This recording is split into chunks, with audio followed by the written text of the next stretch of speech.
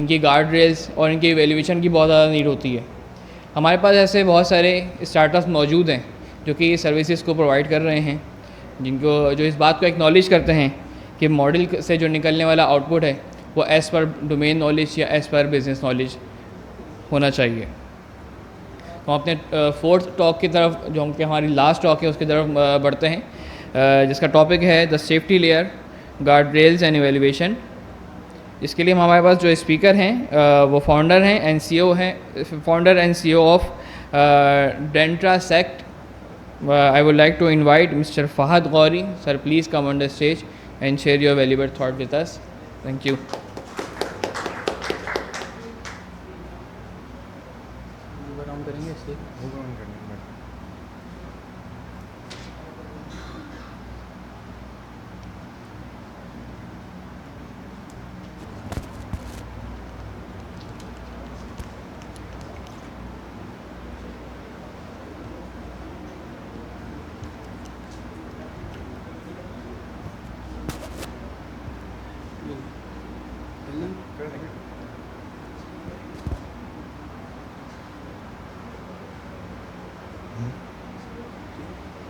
Okay.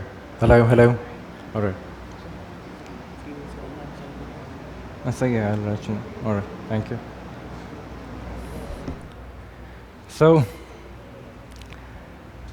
evals की layers के ऊपर बात करना, जो कि सबसे ज़्यादा स्ट्रॉन्ग, सबसे ज़्यादा इंपॉर्टेंट लेयर थी, जो हम थोड़ी मिस कर दी। ये थोड़ी थर्ड पे आनी चाहिए थी, लेकिन बाद में आ रही है। ये एक ऐसी लेयर है जहाँ पर स्टार्टअप्स हमारे पाकिस्तान में डेमो में बहुत अच्छे लगते हैं, लेकिन जब स्केलेबिलिटी की बात आती है तो वो नहीं चल पाते। क्यों? क्योंकि वेल्स की लेयर, सिक्योरिटी लेयर इस वक्त सबसे ज़्यादा इंपॉर्टेंट है स्टार्टअप्स के लिए। डेमो में हम चीज़ें बहुत अच्छी लगती हैं, इजी है, इनपुट है, हमारे पास एक डेटा लेयर है, आउटकम्स आ जाते हैं। लेकिन जब प्रोडक्शन में जाते हैं, जब हमारे पास रियल यूज़र्स आते हैं, डेटा आता है, टोकन्स की बात होती है, तो वहाँ पर हमारे पास कोई मैनेजमेंट हमने नहीं की हुई होती, तो यार सब कुछ डाउन हो रहा होता है। तो आगे बढ़ने से पहले सबसे पहले मैं अपना इंट्रो दे देता हूँ।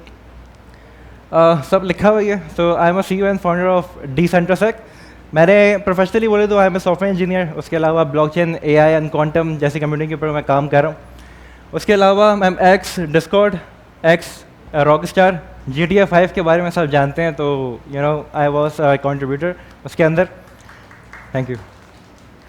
सो इसके अलावा पार्कवर्स लैब मेरी एक कंपनी है, जिसमें हम, छोटी सी लैब है, छोटी सी टीम है, जिसमें हम कुछ प्रोडक्ट बनाते हैं, लोगों के लिए रिसर्चेस करते हैं, उसको सेल करते हैं। उसके अलावा हमारे स्टार्टअप्स हैं।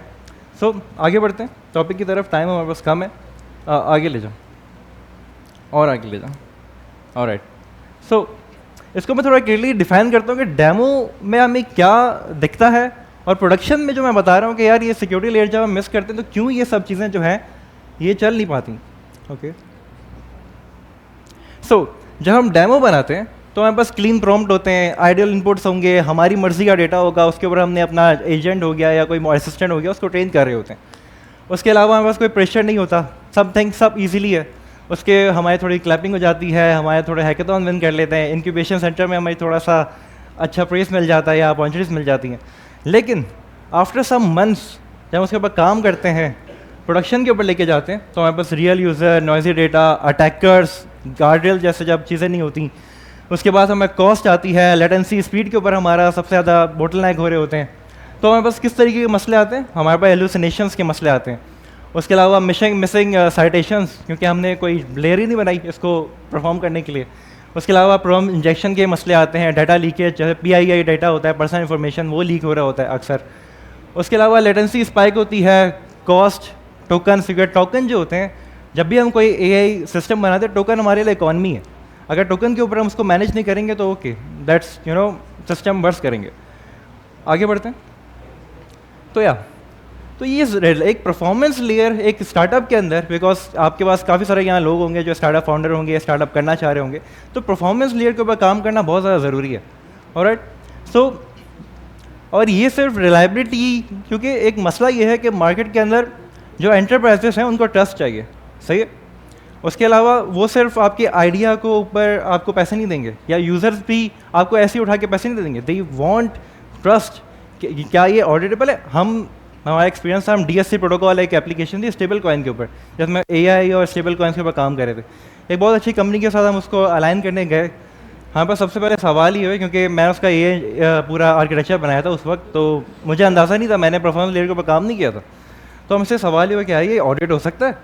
क्या इसके जो मसले इस तरीके जो प्रॉब्लम्स आएंगी या जो डेटा आ रहा है, क्या हमें पता है ये क्यों आ रहा है, ये क्या सारी चीज़ें, इसके पीछे किस तरीके से काम हो रहा है? मेरे पास कोई सवाल, कोई जवाब ही नहीं था।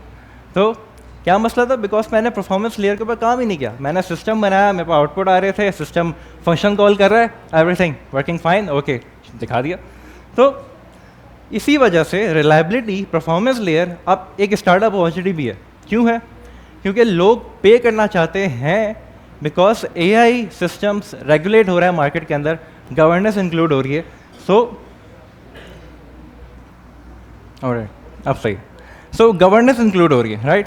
तो इसको बहुत सारी अपॉर्चुनिटीज़ हैं जो कि इसमें आ रही हैं।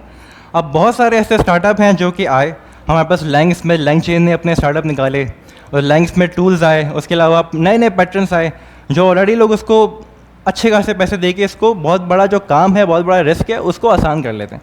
लेकिन मेरा जो आज मोटिव है यहाँ समझाना ही कि यार आप लोग भी ये करें। मैं नहीं चाहता, मेरा काम है अवेयरनेस देना, मैं कोई टेक्निकली उसको लेके नहीं जाऊँगा, लेकिन अवेयरनेस देना कि हाँ, अगर आप अपने स्टार्टअप को स्केलेबिलिटी की तरफ लेके जाते हैं। पाकिस्तान में बहुत सारे स्टार्टअप देखते हैं, मैंने पर्सनली बहुत सारे स्टार्टअप देखे, लेकिन वो मार खाते हैं जब स्केलेबिलिटी AI के स्टार्टअप की बात कर रहा हूँ। सो अवेयरनेस देना ताकि आप इस चीज़ों को, नाम्स को अंडरस्टैंड करें, दैन उसके बाद उसको अपने घर जाके इसको सीखें एंड उसको इम्प्लीमेंट करें अपने सिस्टम के अंदर, ताकि एक अच्छे स्टार्टअप्स मार्केट में जाएँ। ऑलराइट, सो जब हम स्टार्ट करते हैं तो हमारे पास 3 लेयर्स होती हैं परफॉर्मेंस की, जो कि सबसे पहले एवेल्स की एवेल्यूएशन, दैन उसके बाद गार्डल्स, दैन उसके बाद ऑब्जर्वेटरी।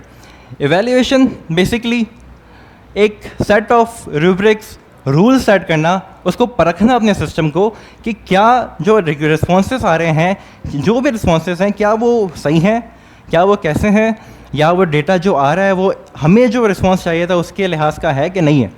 एवेल्यूएशन के ऊपर चलते हैं आगे, नेक्स्ट या और आगे चलें। ऑलराइट, सो इवेल्स बेसिकली बहुत ज़्यादा इंपॉर्टेंट है। अगर हमें इवेल करना है, आपने कोई AI सिस्टम में आपने बनाया और उसमें कोई डेटा है स्पेसिफिक, जैसे आगे मैं बात करूँगा डिसेंट्रलाइज्ड हमारे स्टार्टअप है, हमें रिसर्च के डेटा के ऊपर काम कर रहे थे, तो रिसर्च के डेटा में एक्यूरेसी बहुत ज़्यादा इंपॉर्टेंट है, क्योंकि अगर 0.1% एक्यूरेसी ऊपर गई तो फ़ायदा नहीं है, जर्नल की तरफ से रिजेक्ट होगा। तो हमारा क्या काम? हमारा काम है कि डेटा की इंटेग्रिटी करना, रिसर्च को क्वालिटी देना।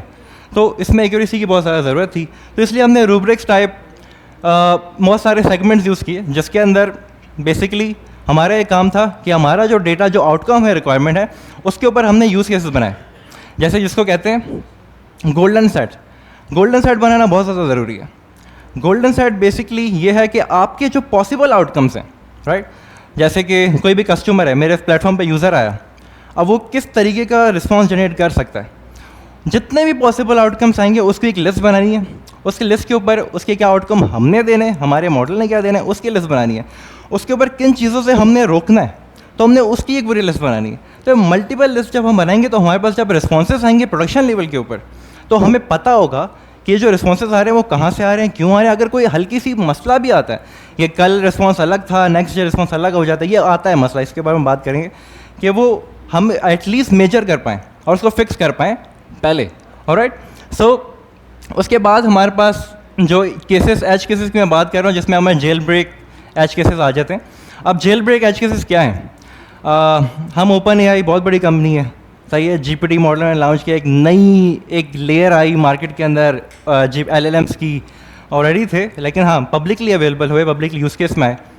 लेकिन उसमें भी जब 3.5 था, या अभी रिसेंटली भी हमने देखा जेल ब्रेक GPT के बड़ा फेमस हुआ था कि यार अपने GPT को आप जेल ब्रेक कर लें, एंड वो जो टास्क उसको रोके गए हैं, पॉलिसीज़ हैं, उसको ब्रेक करके आपको रिस्पॉन्स देगा एक्स्ट्रा एफिशिएंट, अच्छे आपकी मर्ज़ी के, विदाउट रूल्स एंड रेगुलेशन।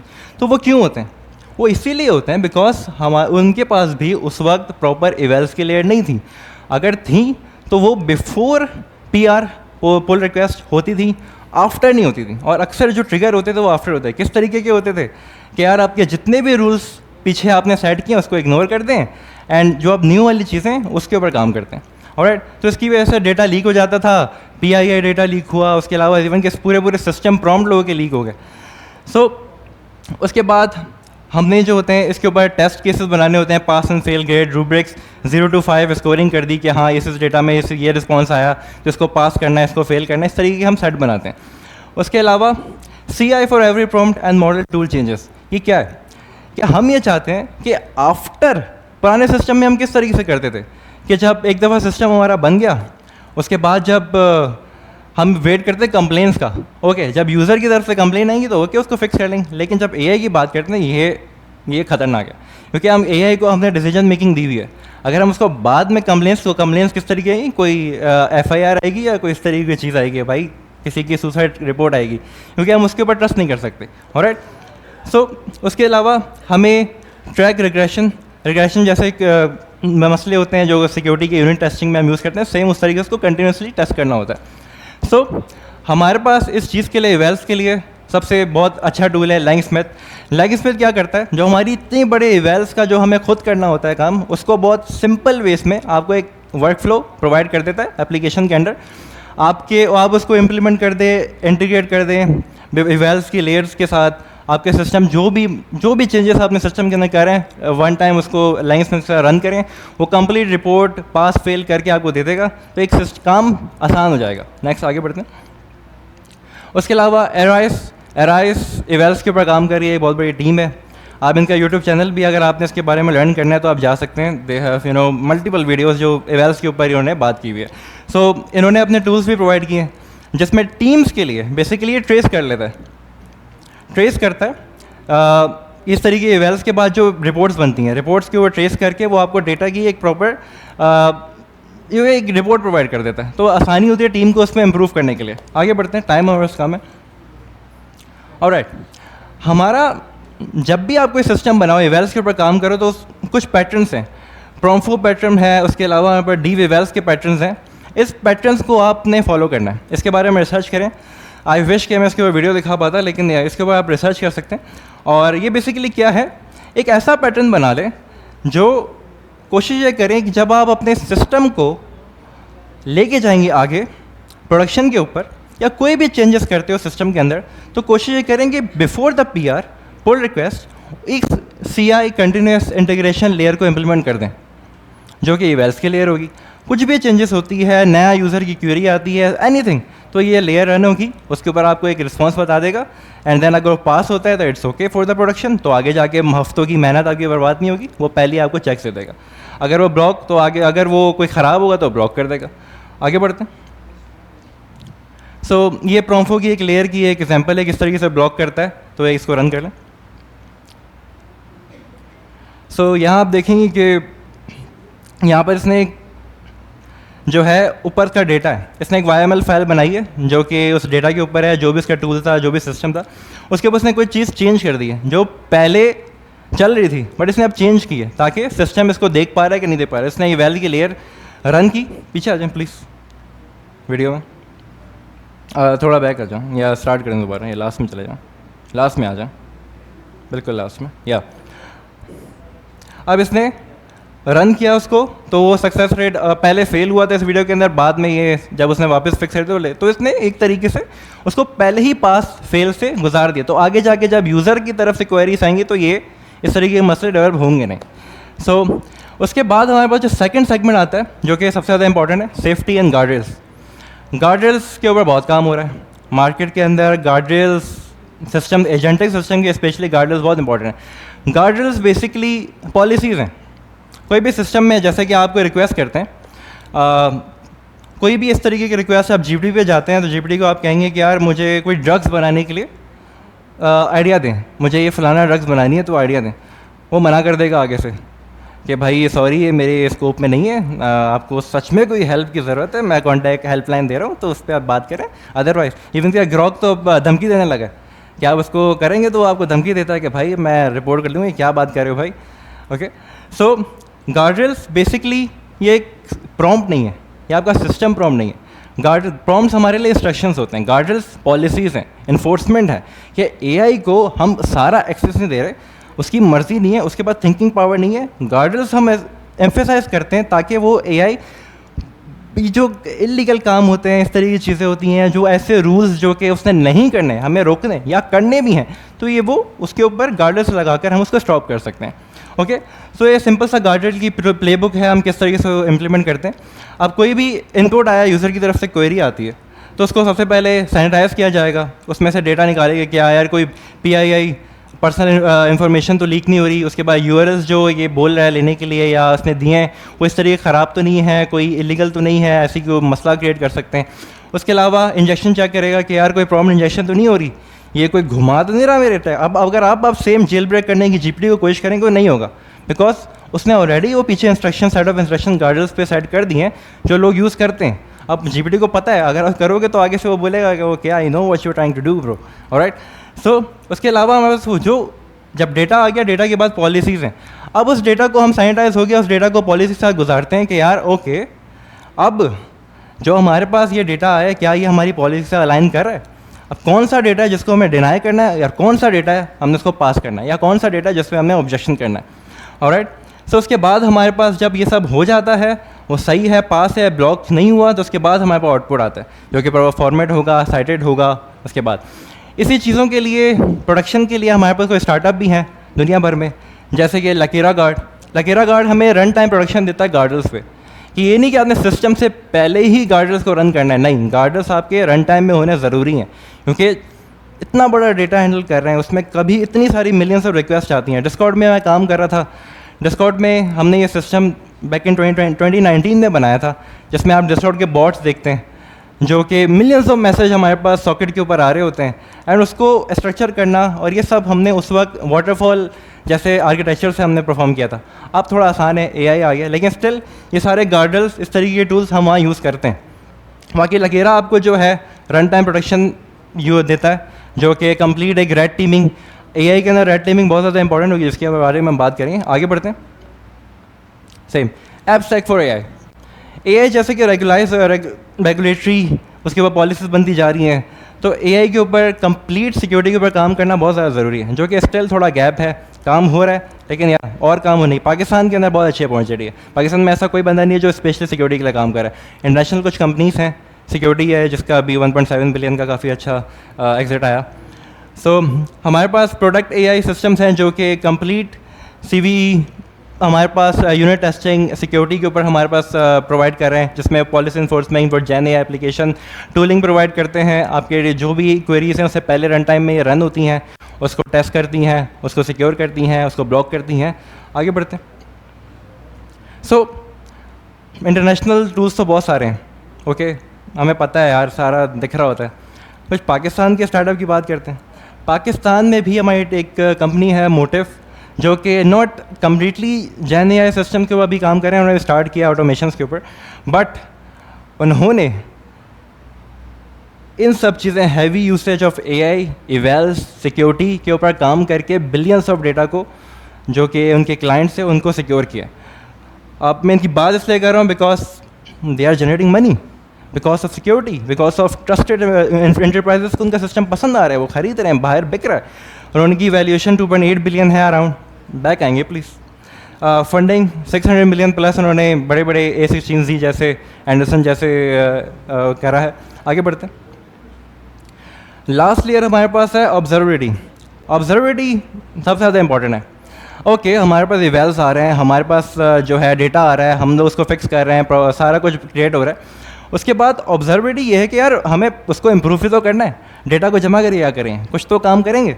तो ऑब्जर्वेबिलिटी बेसिकली यही है कि जो भी लॉग्स बन रहे हैं, जो भी डेटा आ रहा है, उसको हमने जमा करना है, जमा करके उसको सैनिटाइज करना है, सैनिटाइज करके हमने उसके ऊपर लॉग्स क्रिएट करने, लॉग्स क्रिएट करके उसके ऊपर हमने लेयर्स रन करनी है ताकि हम उसको और इम्प्रूव करें, ताकि पता हो मेजर कर पाएँ कि जो मसले आए थे, हमारे सिस्टम कहाँ रुका था, ये अब इम्प्रूव कैसे होगा। तो ये सब चीज़ें एक लेयर ऑब्जर्वेबिलिटी की बहुत ज़रूरी है, जो कि कंटिन्यूस रहना इंपॉर्टेंट है। आगे बढ़ते हैं, इसको आगे ले जाओ और आगे ले जाओ। मैं थोड़ा स्किप कर रहा हूँ, इस पार्ट के ऊपर आ रहा हूँ। सो हमारा स्टार्टअप डिसेंट्रसेक बेसिकली रिसर्च के लिए एक ट्रस्ट लेयर है। हम एक पूरी पॉलिसी बनाई है जहाँ पर हम बहुत बड़े रिसर्च डेटा को, क्योंकि रिसर्च में एक मसला आता है कि पब्लिकेशंस में जाने के बाद पब्लिश से पहले सालों लग जाते हैं, हम उस टाइम को कम कर रहे हैं। पब्लिश जब होने जाता है, सबमिशन होती है, तो जर्नल्स अक्सर पेपर्स को रिजेक्ट कर लेते हैं। तो हम एआई की पूरी एक पाइपलाइन प्रोवाइड करें ताकि आपका जो रिसर्च पेपर है वो इतनी अच्छी तरीके से पहले ही इवैल हो जाए ताकि बाद में जर्नल्स के पास जाके वो रिजेक्ट ना हो, और उसकी वजह से टाइम कम होगा, एक प्रॉपर लेयर बनेगी। आगे बढ़ते हैं।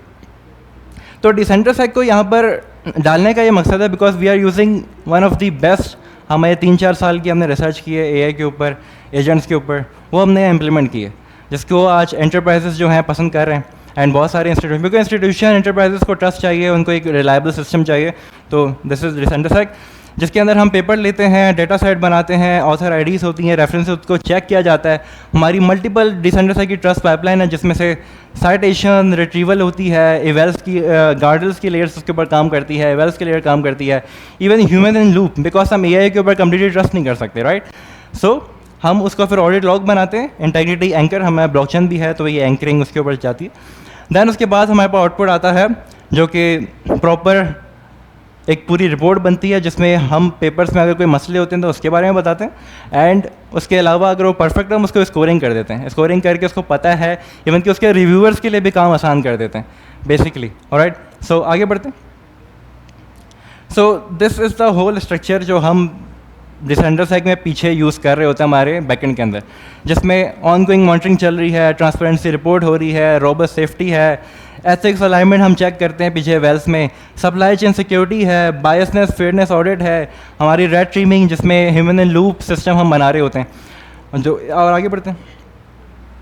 सो जब हम ये सब चीज़ें करते हैं तो हमारे पास ये सारा सिस्टम जो आप देख रहे हैं 8, 10, 11 चीज़ें की तरीके की रिपोर्ट हमारे पास बन के रेडी होती है। तो ये कुछ की डिज़ाइन अगर आप लोग इसकी स्लाइड्स मिल जाएंगी तो ये बहुत आसानी होगी। एक तरीके से हमने बताया है कि हम किस तरीके से करें तो आप लोग किस तरीके से बेटर कर सकते हैं, because we have one of the best system. Okay, आगे बढ़ते हैं। सो अभी तक हम लोग इवेल्स के ऊपर अराउंड 2.5 बिलियन टोकन्स यूज़ कर चुके हैं। दिस इज़ इकॉनमी जो कि स्टिल बहुत ज़्यादा है, हम इसके ऊपर काम करें, लेकिन ये इंपॉर्टेंट है। इससे हम कर क्या रहे हैं, इससे हम एक चीज़ कर रहे हैं कि हम लोग 2 चीज़ों पर रिसर्च कर रहे हैं एआई के अंदर। हमारे पास डायनेमिक गार्डल्स हैं, उसके अलावा हमने पूरा ब्रेन लाइक न्यूरो स्ट्रक्चर बनाया है एआई के लिए। हमारा सिस्टम ऑटोमेटिकली अपने आप को ट्रेन करता है, जो भी लॉग्स क्रिएट होती हैं वो ट्रेन होता है, दैन उसके बाद वो ऑटोमेटिकली खुद को बेटर करता है। सो दिस इज़ डिसेंट्रसेक।